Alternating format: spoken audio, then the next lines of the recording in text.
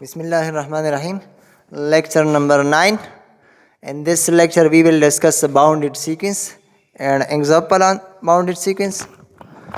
So the definition of the bounded sequence: a sequence xn is said to be bounded if there exists a real number k such that xn is less or equal to k for all n belong to n. दोबारा सुन ले. A sequence xn is said to be bounded. एक sequence xn हमारे पास bounded होगा कब? If there exist a real number k. अगर हम एक ऐसा रियल नंबर फाइंड कर सकते हैं such that xn is less और equal to k for all n belong to n, ताकि सीक्वेंस का हर टर्म इस k से छोटा हो, तो वो सीक्वेंस बाउंडेड होगा. एक सीक्वेंस बाउंडेड होगा, एक सीक्वेंस xn बाउंडेड होगा if there is a real number k. अगर एक ऐसा रियल नंबर मौजूद हो जिससे इस सीक्वेंस का हर टर्म छोटा हो, जिसका एब्सोल्यूट वैल्यू इस k से छोटा हो. For example xn is equal to 1/n. ये हमारे पास एक सीक्वेंस है where n belong to n. अगर हम इसमें इनपुट करते हैं तो इसके टर्म्स आते हैं 1, 1/2, 1/3, 1/4 एंड सो ऑन. अब ये एलिमेंट्स 1 से जा रहे हैं किस तरफ? 0 के तरफ. 1/2, 1/3, 1/4, यानी ये छोटे हो रहे हैं ये एलिमेंट्स. इसमें सबसे बड़ा टर्म इस सीक्वेंस का 1 है. 1/2 0.5, 1/3 0.33. तो ये जा रहा है 0 को. तो ये सीक्वेंस हमारे पास इस इंटरवल में एलिमेंट्स देगा. इस इंटरवल्स में ये एलिमेंट्स देगा, यानी 0, 1 में. इसका मतलब ये हुआ कि ये सीक्वेंस 0 और 1 के दरमियान है. ये सीक्वेंस 0 और 1 के दरमियान है. इसके एलिमेंट्स 1 से ग्रेटर नहीं हो सकते. तो इसके लिए हम एक k फाइंड कर सकते हैं. फर्ज करें 2 है, यानी इस सीक्वेंस का हर एलिमेंट 2 से छोटा है. यानी इसका एब्सोल्यूट, अगर ये नेगेटिव वैल्यूज है तो एब्सोल्यूट से पॉजिटिव हो जाएंगे. तो ये यानी 1 less than 1 absolute less than 2, 1/2 absolute less than 2, 1/3 absolute less than 2, 1/4 absolute less than 2. Similarly 0 इसमें इंक्लूड नहीं है. इस सीक्वेंस में 0 की तरफ ये जा रहे हैं. 0 इसका लिमिट है.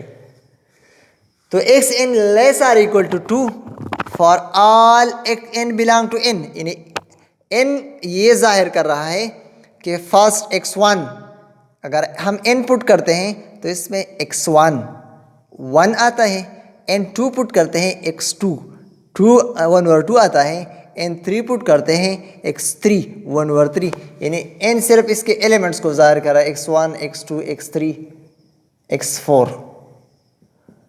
तो n बिलोंग टू n के हर टर्म के लिए, मतलब x1, x2 हर टर्म के लिए ये सीक्वेंस 2 से छोटा है. तो हम एक ऐसा नंबर फाइंड कर सकते हैं k जो ये कंडीशन सेटिस्फाई कर रहा है कि xn absolute is less or equal to k. तो इस तरह के सीक्वेंस को हम बाउंडेड सीक्वेंस कहते हैं. ये एक बात नोट कर लें, ये सीक्वेंस n फाइनाइट है मगर ये बाउंडेड है. ये 0 और 1 के दरमियान है, तो ये बाउंडेड है. 0 इसका लोअर बाउंड है एंड 1 इसका अपर बाउंड है, और ये लीस्ट अपर बाउंड है. इसका अपर बाउंड 2 भी हो सकता है, 3 भी हो सकता है, मगर ये अपर बाउंड में से छोटा अपर बाउंड है. और ये GLB है, ग्रेटेस्ट लोअर बाउंड. अब हम एग्जाम्पल की तरफ आते हैं. Let x be a non empty set of all bounded sequences in R. Define D from x cross x to R by d x Y is equal to d x n y n sequences हैं is equal to supremum of x N minus Y n absolute where n belong to n. हमारे पास D इस तरह define किया गया है कि D में जो पॉइंट्स हैं एक्स वो सीक्वेंस है, वाई एन यानी वाई ये भी सीक्वेंस है। सीक्वेंसेस के दरमियान डिस्टेंस इस तरह डिफाइन किया गया कि supremum distance between x n and y n is equal to x N minus Y n absolute. तो अब हम इसको चेक करते हैं, show that d is metric on x, कि डी मैट्रिक है या नहीं। डी एक्स वाई इस तरह डिफाइन है, हम इसको मैट्रिक शो करेंगे। As x N minus Y n is bounded, so its supremum exist. X n और वाई एन ये दो बाउंडेड सीक्वेंस हैं, एक्स एन भी बाउंडेड सीक्वेंस है और वाई एन भी बाउंडेड सीक्वेंस है। तो इसका जो डिफरेंस है ये भी बाउंडेड होगा। X N minus Y n का जो सुप्रीमम डिस्टेंस है जो बाउंडेड सीक्वेंस है, तो इसका सुप्रीमम एग्जिस्ट करेगा अगर हम एक सीक्वेंस लेते हैं जो ये सीक्वेंस है। इसका लोअर बाउंड भी, ये बाउंडेड सीक्वेंस है इसलिए इसका लोअर बाउंड भी है, अपर बाउंड भी है, और ये सुप्रीमम है। एलयूबी भी इसे कहते हैं लीस्ट अपर बाउंड। तो इस तरह दो सीक्वेंसेस हैं जो बाउंडेड है, तो इसका सुप्रीमम एग्जिस्ट करेगा इसी तरह। If we have 2 points x and y, x means xn, y means yn. If x not equal to y, this implies that xn not equal to yn for all n belong to n. This implies that अगर xn yn के बराबर नहीं है तो इसका मतलब ये है कि xn minus yn distance, absolute distance को जाहिर कर रहा है कि ये ग्रेटर देन 0 होगा। अगर आपके पास 2 नंबर्स है, 2 फ़र्ज़ करें 3 है और 2 है, सो 3 minus 1 which is always greater than this is equal to 2 which is greater than 0.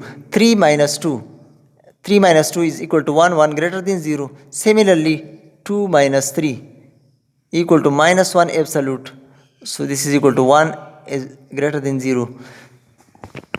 जब दो पॉइंट्स बराबर नहीं है एब्सोल्यूट में तो वो हमेशा ग्रेटर देन 0 होता है for all n. Now take supremum, so if this distance is 0 then their supremum will also be greater than 0.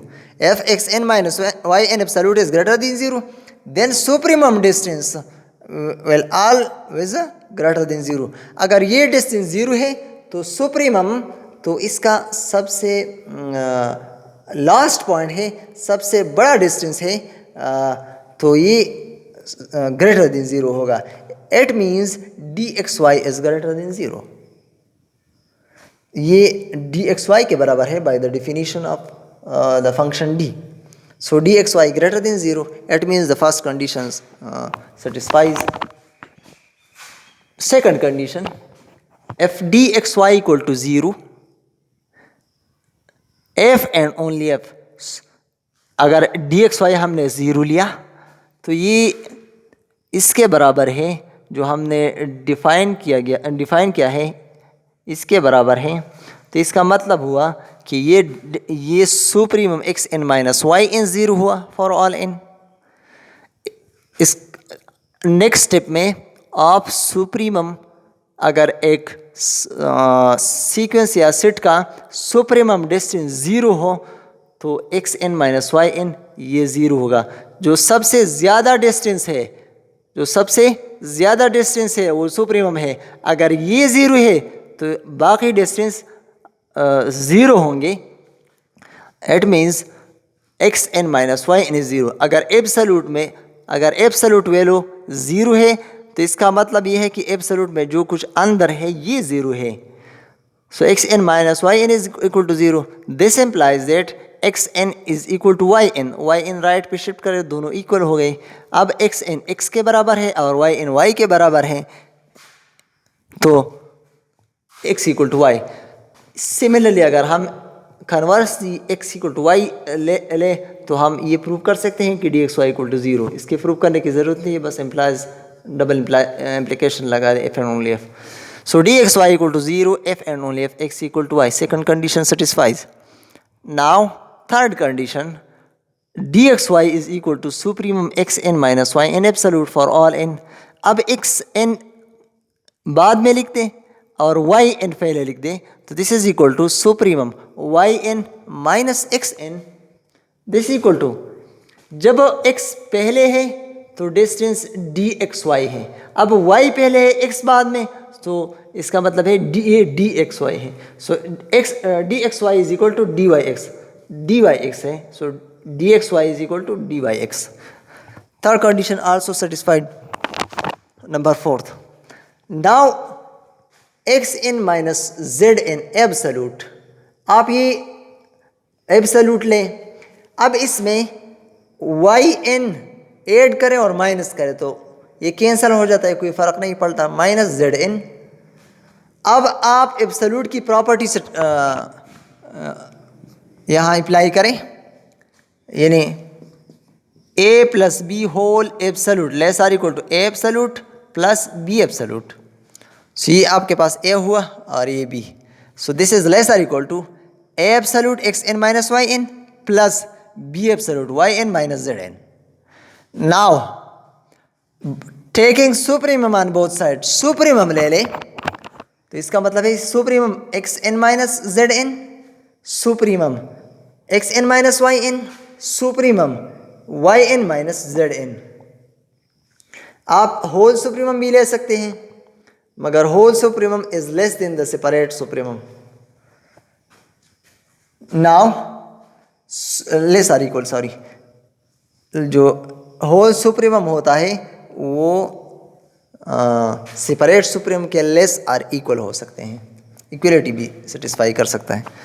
Now this is the distance between x and z, x n equal to x, z n equal to Z, and this is less or equal to, this is distance between x and y, x y plus this is distance between y and z. So this is the triangle inequality number 4 condition, which also satisfied. So D is metric on X and X व D is metric space. D metric है क्योंकि चारों condition satisfy कर रहा है, और X व D metric space है। इस metric space को हम sequence space भी कह सकते हैं, क्योंकि इसके एलिमेंट्स जो पॉइंट्स हैं ये सीक्वेंसेस है x n y n, denoted by l, small l infinity. So this is the sequence, bounded sequence metric. D is defined on the sequences